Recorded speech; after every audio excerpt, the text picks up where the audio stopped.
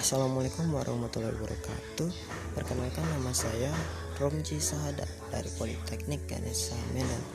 Saya jurusan Manajemen Informatika di semester 1. Nah, di sini saya mau membahas tentang komunikasi data dan jaringan komputer. Oke, di dalam komunikasi dan data jaringan komputer ini ada beberapa bagian yang akan kita bahas, seperti pengertian komunikasi data dan jaringan komputer, cara kerja komunikasi data dan jaringan komputer, manfaat komunikasi data dan jaringan komputer. Oke, tanpa berlama-lama kita akan masuk ke dalam pembahasannya. Tapi sebelum itu, kira-kira udah pada ngerti belum maksud dari kata-katanya? Kata-katanya kayak apa itu komunikasi, apa itu data, apa itu jaringan, apa itu komputer. Nah, bagi yang belum tahu, saya akan menjelaskannya. Pertama, kita bahas tentang pengertian dari komunikasi data. Komunikasi data ini terdiri dari dua kata kan ya? Terdiri dari kata komunikasi dan data. Pertama kita bahas tentang komunikasi terlebih dahulu. Kira-kira apa itu komunikasi? Kalau secara bahasa ya, komunikasi itu berarti berbicara atau bertukar informasi. Ya, kita seperti berbicara dengan teman itu kan bertukar informasi. Seperti itu yang dinamakan sebuah komunikasi. Dan data, kita bahas tentang data. Pengertian data ini adalah informasi yang berisi fakta. Makanya itu komunikasi data ini saling berkaitan antara satu sama lain. Jika kita gabungkan pengertian keduanya menjadi komunikasi data adalah proses pengiriman dan penerimaan data atau informasi dari dua atau lebih alat yang terhubung dalam sebuah jaringan melalui sebuah media. Saya misalkan begini, saya mempunyai dua perangkat, ini perangkat satu, ini perangkat dua. Nah, di sini perangkat satu dan perangkat dua ingin menukarkan sebuah informasi atau data, itu harus melewati yang namanya sebuah media penghantar, sebuah media. Kalau misalnya media ini tidak ada, maka kedua perangkat ini tidak bisa saling melakukan yang namanya pertukaran informasi tadi. Makanya media ini sangat penting dalam komunikasi data. Oke, di sini ada yang digaris terbalik, yaitu jaringan. Udah pada paham belum apa arti jaringan? Kira-kira apa gitu kalau dibayang dari kata jaring ya, jaringannya. Ini dia pengertian jaringan komputer. Kalau menurut bahasa, jaringan adalah sesuatu yang saling terhubung atau terkoneksi antara satu dengan yang lain. Saya misalkan seperti kalian tahu jaring laba-laba kan ya? Kan itu bentuknya kira-kira seperti inilah. Nah, maaf gambarnya jelek. Nah, kalian lihat di sini, yang sini, di sini, di sini, di sini. Nah, seperti inilah kira-kira jaringan itu. Artinya suatu hal yang saling terhubung antara satu sama yang lain. Jadi kalau misalnya nggak terhubung, itu namanya bukan jaringan. Oke, sampai sini paham ya maksudnya? Oke, kita lanjut. Oke, jaringan komputer di sini terbagi dari dua kata, jaringan dan komputer. Kita pasti udah tahu lah apa itu komputer, tapi untuk menjelaskan secara detailnya, penjelasan secara bahasanya, itu komputer adalah kumpulan dari perangkat keras ya, hardware yang digunakan untuk mengolah data untuk dijadikan sebuah informasi. Oke, kita lanjut. Jadi kalau kedua kata ini digabungkan menjadi jaringan komputer adalah komputer yang saling terhubung antara satu sama lain. Nah, komputer itu terhubung antara satu sama lain itu melalui sebuah media. Nah, mau itu medianya wireless atau menggunakan kabel, itu sama, yang penting mereka tuh saling terhubung. Oke, kita lanjut. Nah, di sini kita akan membahas tentang komponen komunikasi data atau bagian-bagian yang penting dalam komunikasi data. Komponen komunikasi data adalah aspek yang paling penting dalam komunikasi data yang harus ada dalam proses pengiriman atau penerimaan. Jika salah satu komponen tidak ada, maka kedua proses tersebut otomatis tidak dapat dilakukan. Saya misalkan komponen komunikasi data ini seperti ini. Kalian tahu sepeda kan ya, sepeda. Nah, ini misalkan sepeda nih ya, gambar saya jelek, maaf. Nah, ini sepeda ini ada yang namanya stang ya. Ada di sini badannya, di sini ada tempat duduk, dan di sini ada roda. Oke, ini adalah bagian dari komponen sepeda ya. Dan jika salah satu komponennya ini, saya misalkan seperti bannya itu tidak ada, apakah sepeda ini bisa berjalan dengan baik? Tidak ya, pastinya tidak. Karena jika tidak ada roda, gimana cara sepeda ini berjalan? Ini bukan sepedanya Shiva yang bisa terbang ya. Nah, kira-kira seperti itu penjelasan dari komponen komunikasi data yang sangat penting yang tidak dapat dihilangkan, atau bisa dibilang saling berkaitan. Nah, ada 5 komponen dasar yang perlu Anda ketahui berkaitan dengan sistem komunikasi data. Nah, dalam komunikasi data ini ada 5 komponen penting yang harus diketahui. Contohnya, 1, sumber, atau bahasa kerennya itu source ya. Itu adalah alat untuk menghasilkan data informasi untuk dikirimkan. Jadi ini adalah sumber di mana data itu dihasilkan atau dibuat gitu. Misalnya dari komputer 1 tuh datanya dibuat terus dikirim ke komputer 2, berarti komputer 1 itu adalah sebuah search. Saya misalkan kalau di sini tuh kayak matahari gitu. Matahari kita bisa bilang juga sebagai sumber cahaya atau sumber panas. Terus kita masuk ke bumi gitu, sebagai bumi penerimanya, tapi matahari itu tetap sebagai sumber ya, sumber dari panas, cahaya, dan lain-lain. Kira-kira seperti itu penjelasan tentang sumber dari komunikasi data. Oke, lanjut, yang kedua adalah pengirim atau transmitter, sebuah perangkat untuk mengirim sinyal ke receiver. Receiver itu adalah penerima, di mana outputnya berupa data dalam bentuk sinyal. Nah, ini nanti dari transmitter ini akan diubah data itu ke dalam bentuk sinyal, terus dikirimkan melalui media.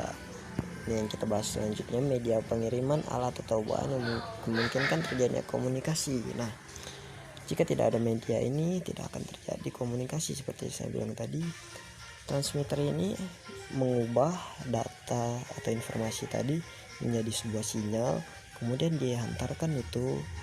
Saya misalkan gini, ada komputer 1 nih, komputer 2. Nah, ingin mengirimkan data. Ini komputer 1, ini komputer 2. Ingin mengirimkan data ya. Mengirimkan data. Nah, pertama-tama data ini dibuat di sumbernya, yaitu komputer 1 ya. Nah, terus data itu udah jadi terus dihantarkan melalui transmitter. Nah, dari transmitter itu akan diantarkan lagi. Tadi kan udah dari transmitter itu udah diubah kan datanya dalam bentuk sinyal tadi. Udah diubah dalam bentuk sinyal, terus dikirimlah tadi sinyal tadi ke dalam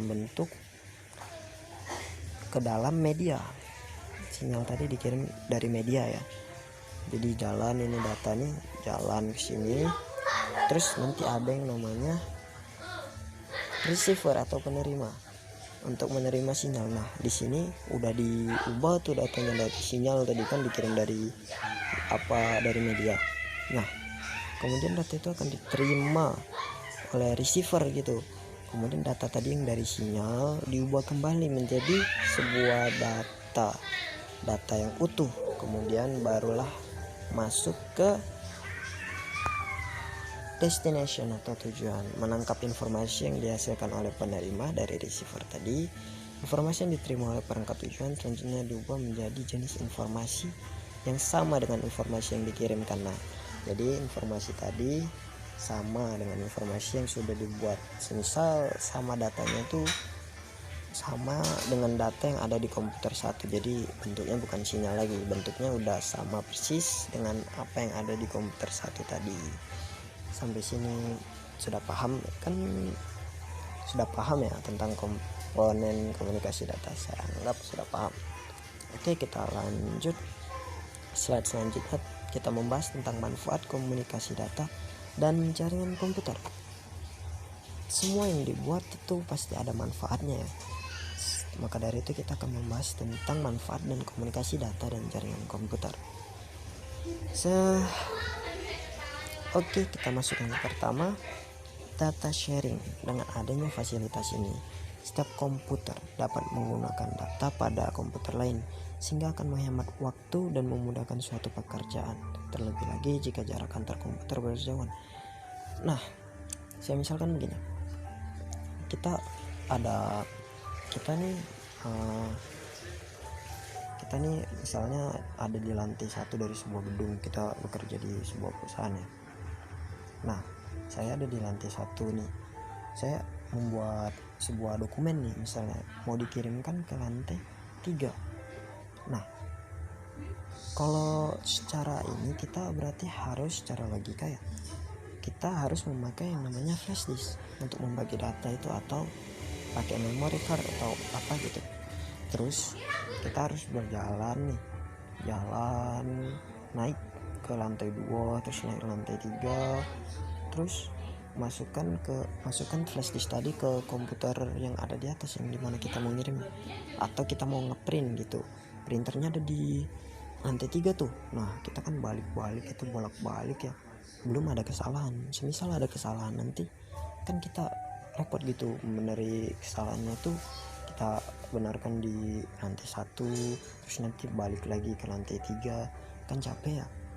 Nah, dengan adanya data sharing ini, komunikasi data ini akan memudahkan suatu pekerjaan walaupun jarak antar komputernya berjauhan, asalkan ada media yang terhubung. Misalkan nanti dengan komunikasi data dan jaringan ini, itu dari printer atas di lantai 3 tadi kan bisa terhubung dengan komputer yang ada di bawah menggunakan kabel, atau bisa menggunakan yang namanya wireless. Oke, kita lanjut ke manfaat yang kedua.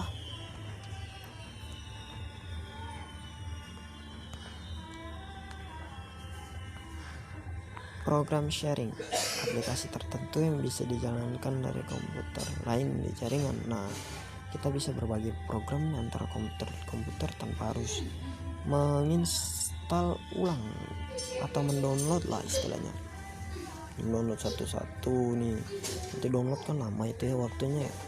Mending kita bagi programnya, dikirim dari komputer ke komputer gitu, dari kabel gitu, lebih gampang ya. Kayak semisal kayak aplikasi ShareIt lah, tahu itu, menggunakan hotspot sama wifi itu wireless lah, itu bisa mengirim data itu dengan cepat gitu, dan itu menggunakan komunikasi data dan jaringan. Oke, kita lanjut ke manfaat selanjutnya, paperless, adanya penghematan karena kurangnya penggunaan kertas dalam berkomunikasi. Nah, ini maksudnya misalnya kita mau mengirimkan surat ke keluarga kita yang jauh di Papua misalnya ya, jauh banget di Papua. Nah, kalau misalnya komunikasi data dan jaringan komputer ini nggak ada, kita harus ngasih kabarnya pastinya harus melalui surat gitu, kantor pos. Nah, dan itu kita nulis surat, misalnya salah kan buang kertas, terus kok salah, itu pun lama gitu pengiriman. Kita kirim ke kantor pos lagi, terus dari kantor pos itu nanti dikirim ke Papua, itu kan jaraknya jauh ya, lama jadinya.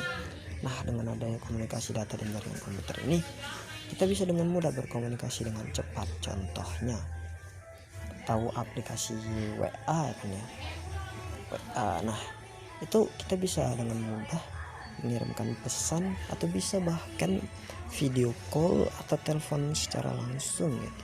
Jadi nggak perlu nunggu waktu lagi, nggak perlu nulis surat lagi buat untuk ngasih kabar ke keluarga kita tadi, kita bisa menggunakan WhatsApp itu tadi, bisa langsung nampak muka bahkan ya, video call itu. Jadi ya paperless lah, hemat ini. Jadi kita save pohon gitu, pohon soalnya sudah mulai berkurang ya sekarang ya, apalagi di wilayah saya ini. Oke, kita lanjut ke manfaat selanjutnya. Hubungan antara perangkat yang berbeda memungkinkan user untuk berkomunikasi dengan berbagai media seperti email dan konferensi video. Nah, ini misalnya dalam kondisi COVID seperti ini ya. Nah, kita bisa dengan mudah gitu. Misalnya ada meeting nih di kantor. Nah, kita dengan bisa mudah menggunakan yang namanya Zoom atau Google Meet gitu. Atau bisa juga menggunakan Google Meeting. Itu bisa secara langsung untuk menghindari COVID ini ya, atau bahayanya kan bisa dengan mudah itu menggunakan aplikasi-aplikasi yang mendukung itu. Dan itu menggunakan komunikasi dan data dan jaringan komputer. Nah, semisal nggak ada tuh, kita kan dalam kondisi COVID nih, kita nggak tahu apakah yang satu kena COVID atau enggak kan. Kalau kita dari rumah aja kita bisa Google Meet, Zoom gitu, kita aman soalnya kita di rumah sendiri gitu kan, nggak harus jumpa langsung dengan mereka. Jadi bisa lebih efisien lah dalam hal waktu juga, dalam hal tenaga juga ya. Oke, itulah seputar tentang manfaat komunikasi data dan jaringan komputer. Nah, jadi kesimpulan saya mengenai komunikasi data dan jaringan ini adalah penggunaan teknologi informasi pada masa kini sangat dibutuhkan ya pastinya, untuk mengakses informasi dengan mudah dan cepat. Oleh karena itu, komunikasi data dan jaringan sangat diperlukan untuk menunjang kegiatan agar dapat berjalan menjadi lebih baik. Maka dari itu kita harus dapat memahami dan dapat melakukan suatu inovasi agar komunikasi data ini dapat berkembang menjadi lebih canggih untuk memudahkan masyarakat. Nah, itulah tujuan kita belajar tentang komunikasi data ini. Oke, sekian dari saya. Terima kasih buat kalian yang udah nonton video ini. Saya harap kalian paham dengan penjelasan saya dan juga bermanfaat. Bantu like, comment, dan subscribe juga ya, atau share ke teman-teman kalian juga agar teman-teman kalian tahu dan paham tentang penjelasan materi ini. Sekian dari saya, Romji Sada. Wassalamualaikum warahmatullahi wabarakatuh.